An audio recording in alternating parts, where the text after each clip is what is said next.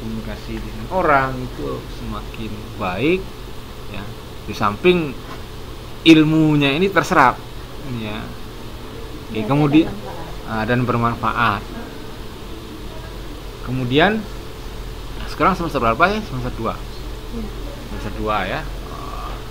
Nanti gelarnya apa nanti ini? Sarjana ilmu komunikasi ya. Wah, nanti mantap juga ini. Kata sip Hasibuan itu perlindungan. Nanti gelarnya apa kita? Jadi mengingatkan Pak Evi. Oh iya, kemana tuh orang? Kemudian yang keempat lagi saluran ya. Saluran berfungsi sebagai jembatan ya, yang menghubungkan pengirim dan penerima informasi dalam komunikasi antar pribadi. Gampang aja ngingatnya ini. Saluran itu Anda ibarat media ya. Kalau ada saluran air gitu kan, pipa ya. Itu kan saluran namanya. Kita buang air dari sini, ada menampung air di sini. Ini kita anggap sebagai pengirim, yang di sini kita anggap sebagai penerima. Pipa air ini atau pipa peralon ini sebagai salurannya. Ya. Nah, tanpa ada ini kan tidak mungkin sampai ke situ. Ya. Nah, media kita atau saluran saya berkomunikasi dengan apa? Saat sekarang ini apa? Suara verbal. Bukan, salurannya apa? Media untuk menyampaikan bisa. Suara saya tuh bisa sampai kepada Anda apa? Ayo pikirkan.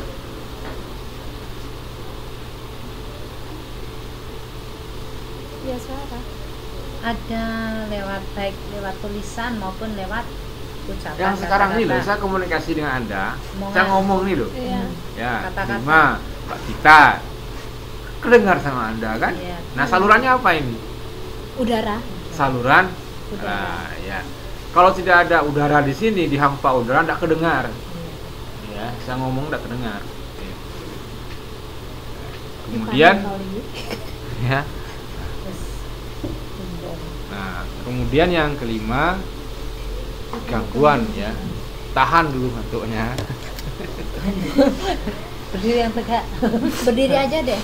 Enggak. Kan libur kan, minggu kan libur kan? Libur kan. Libur sih Pak. Tapi ngantuk itu nggak tahu libur deh. Iya. Gangguan noise. Iya, gangguan noise. Banyak gangguan. Sebagai contoh, misalnya dalam kondisi kita saat sekarang ini, kita dalam tatap muka ini, gangguannya apa? Ngantuk ini gangguan juga. Ngantuk ya. Input yang kurang. Terus input yang kurang. Makanan. Itu juga gangguan. Seharusnya itu tadi jam seberapa? Kedua ya. Iya. Nah, karena komunikasi yang tidak baik, gangguan akhirnya jam terakhir. Untung orangnya tidur. Di sini ada gangguan fisik ya. Biasanya berasal dari luar, orang yang terlibat dalam komunikasi dan mengganggu transmisi fisik pesan ya. Seperti kegaduhan.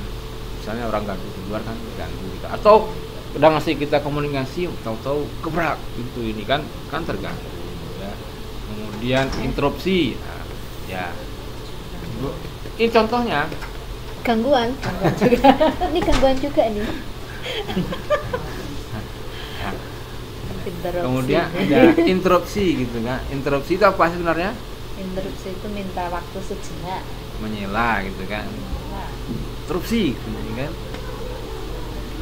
Itu juga saking asiknya kita berkomunikasi gitu kan.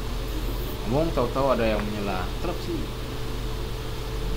Kadang-kadang yang ngomong ini hilang jadinya. Oh, sampai mana sih aku ngomong tadi kan? Minta omongin apa? Iya, apa tadi yang saya omong? Itu sampai di mana tadi kan? Itu juga gangguan. Nah, itu juga gangguan. Noise. Kemudian apa lagi gangguan yang menyebabkan komunikasi ini tidak lancar? Kalau gangguan fisik, tidak fisik gitu kan? jarak ya. Kalau jarak Jarak ya mungkin kalau sampai jarak. di sini, akunya di luar sana, sama manggil aku otomatis nggak denger kan? Ya kan? Atau mungkin kita kayak di tempat yang itu kegaduhan ya.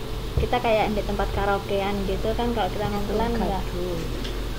Kalau jarak Jarak ya itu. Aku di sini, kalau aku sampean di luar, itu kan juga jarak. semakin jaraknya jauh semakin susah, semakin Suara kita ini kan terbatas nih. Iya, Ya enggak? Misalnya dari sini keluar. bang jarak gitu kan. Ini kan saya kedengar ngomongnya. Pak Iya. kita sini, Pak Prima ke sini kan kedengar. Iya. Terus tapi saya ulangi terus Pak kita tapi jaraknya berangsur jauh-jauh kan lama-lama enggak kedengar gitu kan. Bisa diatasi dengan apa? pengeras suara. Ya, mengeraskan suara atau diulangi berkali-kali dengan Bahasa daya yang lebih besar. Ya, itu kan sudah ada kita bahas sepintas itu ya. namanya Itu yang pertemuan Apa itu? sebelumnya ya. apa ya kemarin tuh dengan pengeras suara gitu. Kemudian tadi kan gangguan fisik ya. Sekarang gangguan psikologis. Dengan psikologis di sini kan Orang timbul karena perbedaan gagasan dan penilaian subjektif di antara orang yang terlibat dalam komunikasi ya. Seperti emosi ya, sikap, status dan dapat mengakibatkan hambatan psikologis. Emosi bisa Anda berikan contoh kan? orang yang marah. Ya. Apa contohnya? Jadi gangguan yang disebabkan oleh emosional. Ya. Sedang asik-asiknya kita komunikasi kan, tapi satu orang itu emosional gitu kan, dan tidak lancar jadi komunikasinya. Ya. Apa yang kita sampaikan tidak akan tercapai. Ya.